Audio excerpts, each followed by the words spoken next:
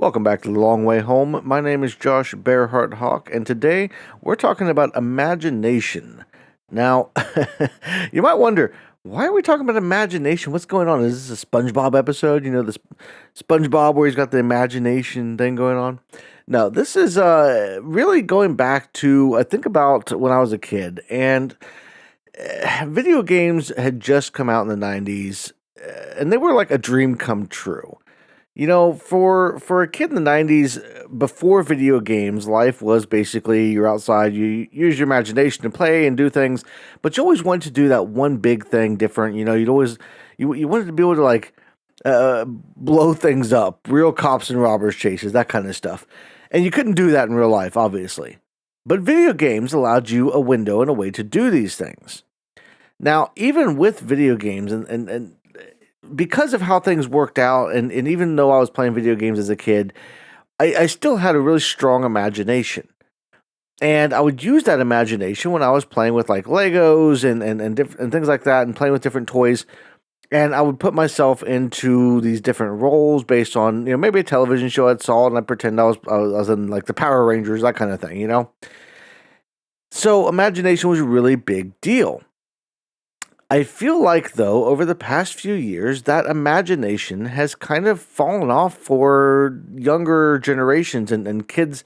Kids these days are growing up without an imagination. And that's not to say that every kid doesn't have, kids still have imaginations, but I think it's one of those things where you don't have to use it as often. And imagination, like any other creative muscle, you have to flex it, you have to work it in order to make it to build it up and to make it bigger and better and stronger, right? So kids now don't really have to use their imagination for much. You're giving an iPad or a phone from the time you can walk, and you're watching movies and TV shows and cartoons. You're playing video games, whether it's a game on a tablet or consoles when you get a little bit bigger, older, or whatever. You have all of these things. You don't have to imagine things anymore because it's all just there.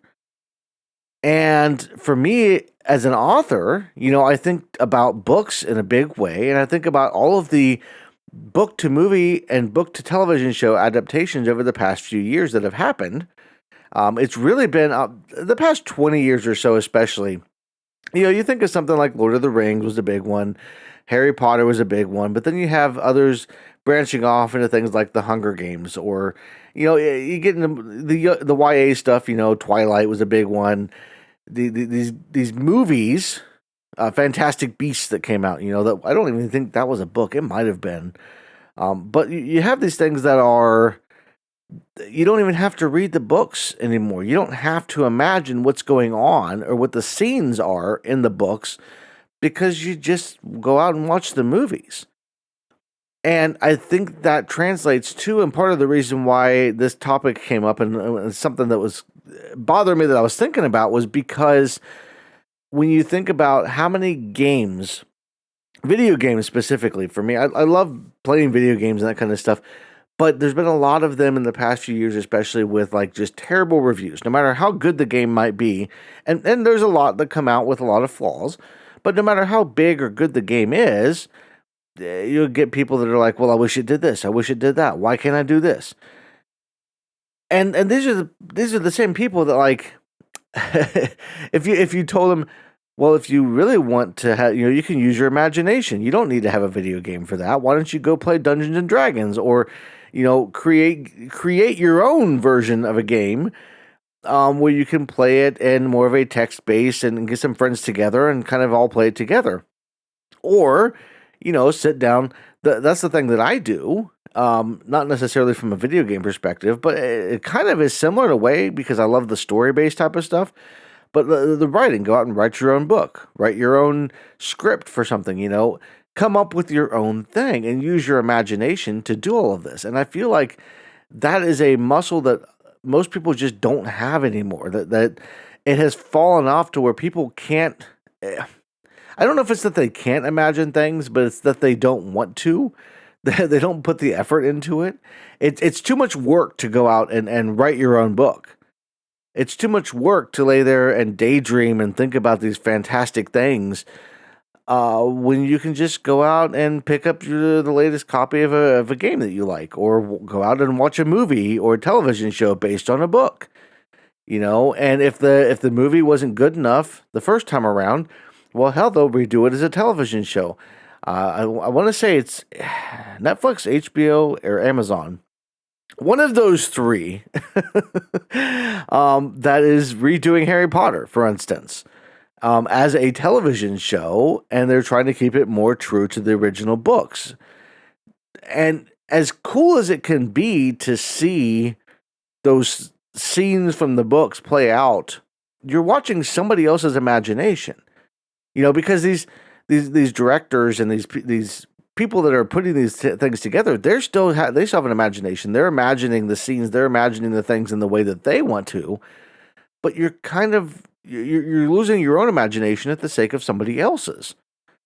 And I think that's really sad in a way, and especially when you think of, like, if you just go and read the source material, and I'll stick with Harry Potter as when I'm talking about this, because it's something that's kind of fresh on my mind, because I've read the books multiple times in the past couple of years even, and I've seen all the movies. Like, Harry Potter is one of my favorite franchises, and reading the books is so in-depth and so detailed, and there's so much to them. And I'll even use, like, The Green Mile as a recent reference. I reread The Green Mile and watched the movie, and I was like, oh my God, the differences between these two. The Green Mile, the movie, it's a great movie, but the book is just so much better. It's so much more detailed, and that's always the case, because books, you've got all the words in the world to use. Movies, you got hour and a half, 2 hours, maybe if you really stretch it, 2.5 hours to tell an entire story, and to add the detail and the depth and all that with the movie, it's not possible to do with a movie the same way you can do it with a book. And to me, that's like, okay, on the one hand, I can understand, like, book to movie adaptations can be a good thing, because not everybody has the ability. My oldest daughter has trouble visualizing what she's reading. And that's the case for a lot of people. They can have trouble visualizing it when they're actually reading a book, and they can't see the scenes. For me, when I'm reading a book, I see what's happening in the book unfolding as if I'm watching a movie.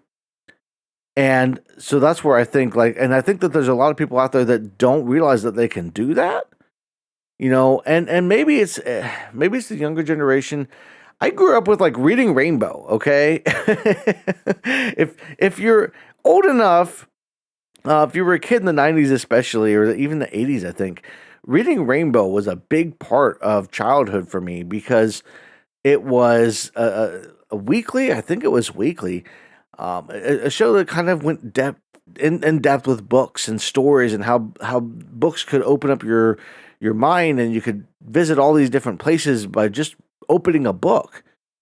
And that was a show that really impacted my childhood in a big way, and impacted my view of things as I grew older, as far as I've always enjoyed books more than any other media.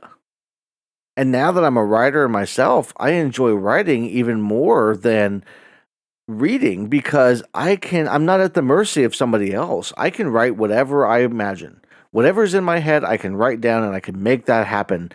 And realistically, you can do that. And when I mentioned Dungeons and Dragons earlier, like, if you are a gamer, that you enjoy games and that kind of thing, maybe not Dungeons and Dragons, but maybe you could go out and you could create your own Dungeons and Dragons-esque game, a tabletop game where you could sit around with friends, and you could invent your own rules for the universe. Invent your own weapons, your own vehicles, your own world. Like, you could invent all of this stuff and sit around and have literally whatever you could imagine take place.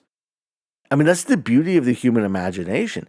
Human imagination is one of those things that even, like, prisoners of war and people who are, like, in the worst possible conditions can close their eyes and they can imagine themselves in a different place. That's one thing that, unless your mind has been taken away, that nobody can ever take away from you. You can literally be anywhere you want inside your mind. And it's a powerful, powerful thing when you realize that, some of the worst times that I've been through, some of the hardest times I've been through, I have gotten through by imagining myself in places in realities that don't exist, because even if I don't have a video game, even if I don't have a book, if I don't have something to watch, a movie or something, I have my mind. I have my imagination. I can open that up and I can do whatever I want. The sky's the limit. Like, there is literally no limitations to your imagination. And I feel like that's kind of falling apart and that's falling away, especially now with the way that kids are growing up without the need to use it. And like I said, you still have, there's still plenty of kids that go outside and play, and there's still plenty of kids that, are going to have strong imaginations. And we need that for the future, for, future creations, because that's what really drives creation and creative process is your imagination. I don't care if you're a painter, a sculptor, a writer, no matter what creative field you're in, your imagination is where everything starts. You picture something in your head and then you put it into the medium that you're using. And a strong, solid imagination is what gets you there. And some people are more creative. I think the kids that are outside playing today, that are using their imaginations today, are the ones that are just by default more creative. But you don't have to be creative by default to have an imagination. And I think a lot of kids are going to fall, 10, 15, 20 years from now. I feel like one of my biggest fears is that we're going to get to a point where, and we're already kind of there, especially with Hollywood and stuff, but where things are just rehashed. I think that the problem right now with like Hollywood and remaking everything, and the lack of original stuff that's really being put out there, you have to go to indie shows to see original stuff, right? The original stuff still exists. Hollywood's afraid to take chances, but even when I don't think that that's the whole thing. I don't think it's just being afraid to take chances. I think it's a lack of creative imagination in these fields that is out there. I think we are running out of ideas, because even if you look at like some of the indie stuff, while it's not directly,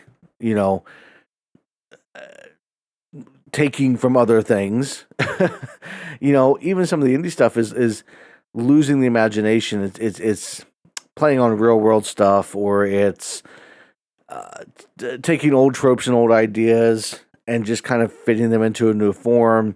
And while you can do that and still be creative, I haven't seen a lot of stuff that's like super over the top stuff that 20, 30 years ago.